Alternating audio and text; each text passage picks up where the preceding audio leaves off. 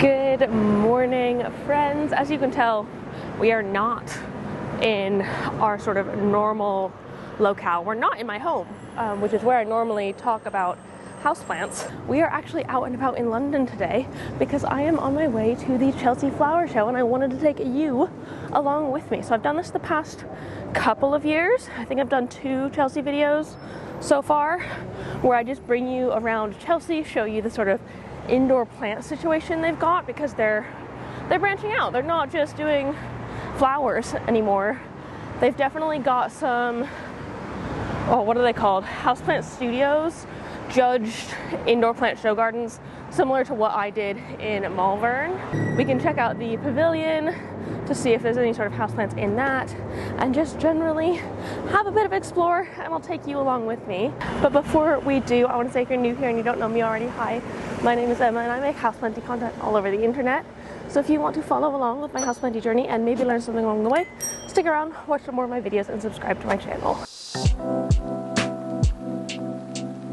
If you are not new here, welcome back. I really appreciate you returning. Let's go to Chelsea. So I've basically gotten here really early this morning because I'm going to try and go into the Grand Pavillion before it gets super chaotic, because it gets so busy, and it's a Friday, so like the show's been open for like a week and it's basically the weekend. People have taken time off to be here, so looking forward to going in. Let's hope it's not busy and we can see some cool stuff, maybe find some houseplants. Oh my goodness, this is the quietest I have ever seen Chelsea. I am so glad I got here early. Like, look how few people are around. This is going to be absolutely jam-packed later. And so let's find some houseplants. First thing I see, it's Dibley's, who were also at RHS Malvern, and they had a show garden as well, and I am obsessed with their sort of like gigantic, huge, mature begonia specimens. Like even down here, look at that. Ooh, Pollux. I like those sort of spots it has on it. So cool. So I'm honestly just gonna give a bit of an overview of this whole space because it is mostly flowers and like garden plants, which isn't really my cup of tea. If I see anything particularly interesting, I'll like pop clips in, but for the most part, it's not really my jam. Like I can kind of appreciate it, but it's not really my jam. Oh, I see houseplants. That's how like focused I am on houseplants in particular. Let's see what this is. We've got in the garden, plants and container gardening with loads of houseplants in here. Gorgeous sort of jungly display. There's some little things in terrariums at the top up there. Just really lovely.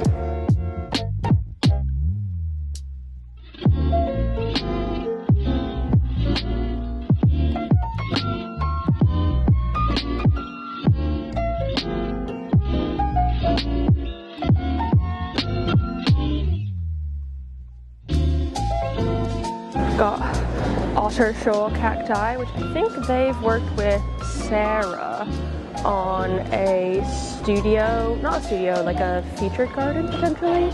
I'll have to have a look outside when I get there, but some gorgeous cacti and succulents here. Ooh, mushrooms. This is fun.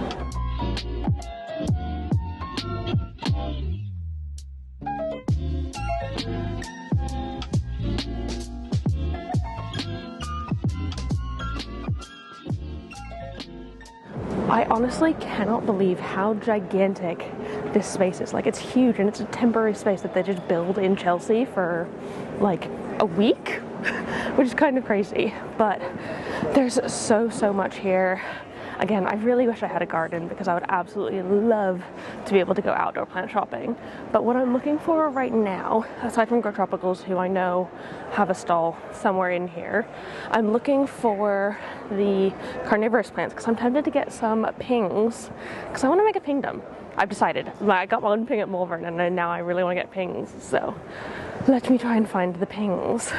a whole gorgeous section here on orchids. Lots of really beautiful things.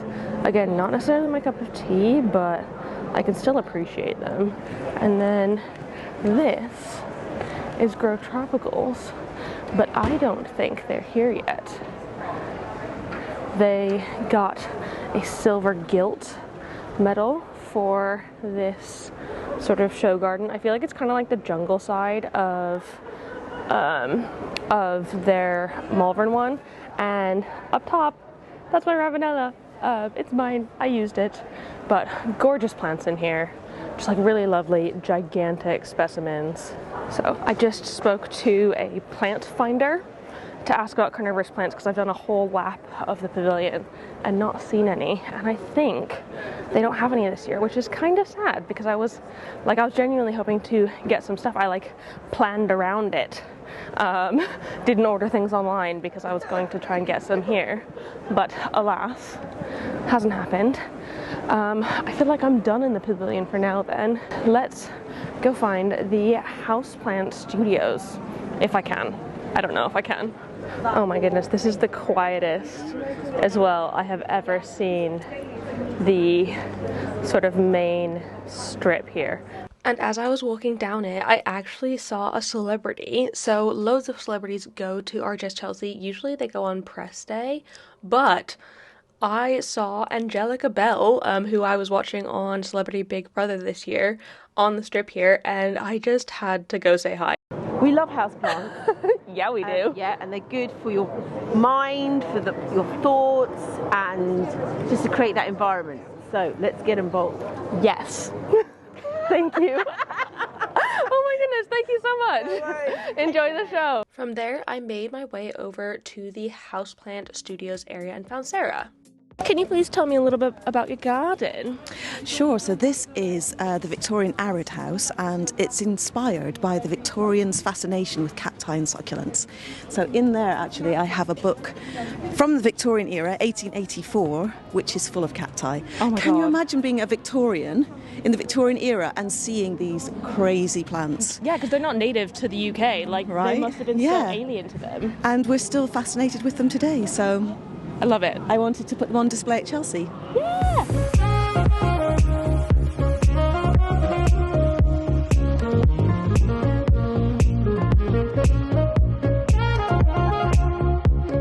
I've made it to the Houseplant Studios now, and I'm gonna be honest here, it is slim pickings. There are not very many. In the past, I think they've had up to 8, but I only see 4 or 5 right now, because Sarah's one isn't even a show garden. It is just a featured garden. So interesting. Let's go have a look inside these studios. First off, we've got the Sensory Retreat created by Pippa Jameson with plants from Beards and Daisies, and they created this calming, immersive houseplant studio where plants and sensory design come together to support emotional well-being. Essentially, it features 5 sensory zones: touch, scent, sound, sight, and taste, brought to life by plants that you can eat, smell, touch, listen to, and see.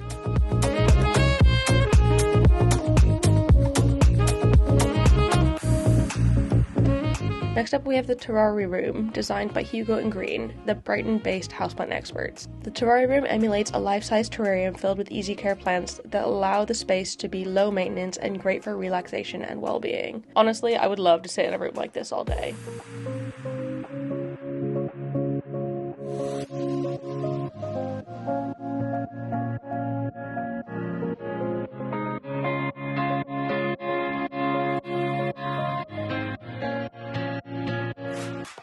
The highlight, in my opinion, is this gigantic monster kokedama that they've got hanging up here. It's kind of hard to see, but it is so cool. Imagine having a kokedama this big in your home. Then we've got the Roots of Wellbeing, created by Botanic York. They created a work-from-home space where plants enhance the work and life balance. These are places to rejuvenate, uplift, and provide calm amongst the everyday bustle of urban life in this hybrid working environment.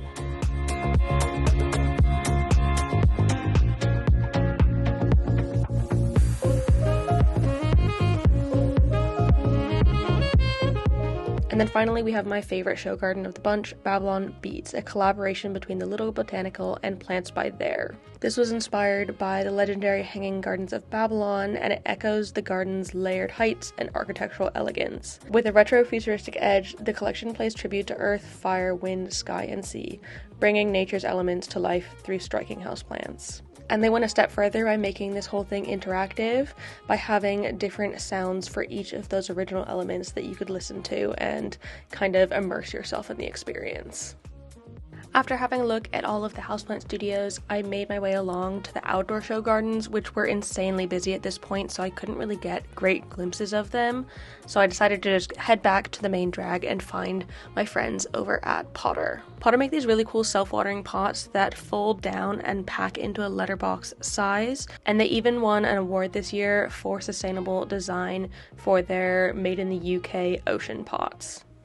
Alright, I am back home now. I made it home safely, and I have a couple of thoughts about Chelsea. First off, I want to say, I understand that Chelsea is not a sort of, it's not a houseplant show. It's not meant to be that, but I feel like the past couple years, we've really been going in the right direction, in my opinion, towards getting more houseplants involved, having more houseplant retailers, having more houseplant studios, like really kind of shifting almost, not hugely, like obviously I don't want to take away from the like normal show gardens or whatever, but really adding that in. And I felt like we've been taking positive steps, having been the last 2 years.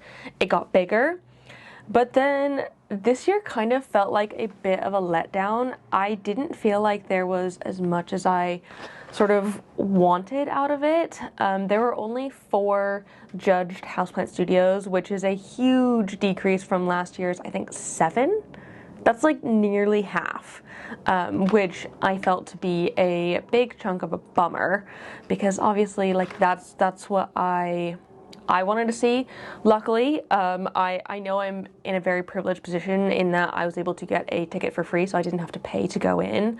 But I still don't think that Chelsea Flower Show is worth it if you don't actually have a sort of garden or outdoor plant space, because that is really what it is. I also think, like, I know I'm not the target demographic, I get it, but I feel like I said, we were going in that direction and now we're not anymore, and that's a bit of a shame. And I feel like because I was just at Malvern, I feel like I have a very clear like comparison in terms of what they could be doing. Like even like using the tiniest corner of the Houseplant Pavilion, you could easily get 4 indoor plant show gardens in there so easily, and it would be really, really cool and interesting and fun. I think that would be awesome, but they just weren't having it, or like aren't having it, aren't trying to go towards that, which is totally fair. Like, I'm not telling them how to run their business. They've been doing this for years. It's obviously worked. They're making money. They keep doing it. But like, from my houseplanty perspective, I was a little bit bummed about it. I was also really bummed that the carnivorous plant people weren't there this year. They were there both of the last 2 times I've been, and I was really bummed about it because I literally had plans to buy pinguiculas because I really want to make a pingdom. Now I'm gonna have to order some online. I will do that, but like I had planned in content to make a little pingdom because I really want to make one after getting one at Malvern, and so I guess I'm just gonna have to do that separately now. I did, however, buy some things.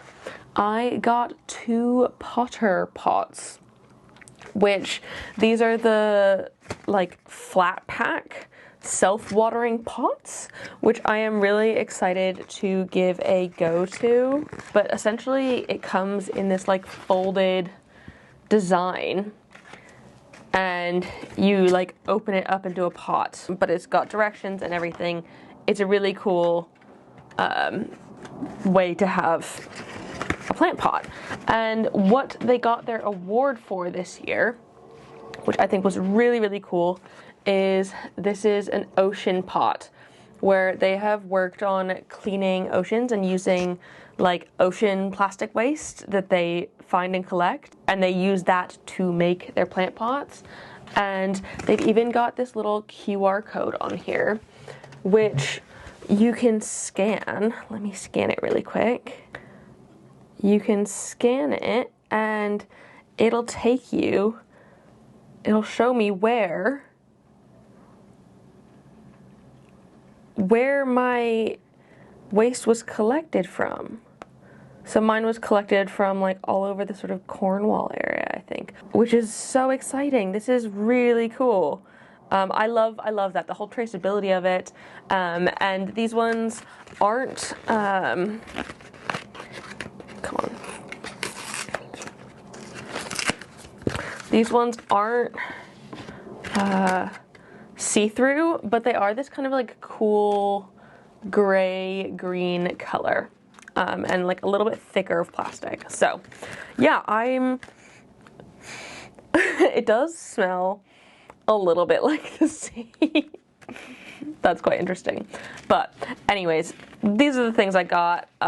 Obviously it wasn't really like a houseplant sale or a plant sale, really. They don't really, I guess there are a few sales places, but not like really.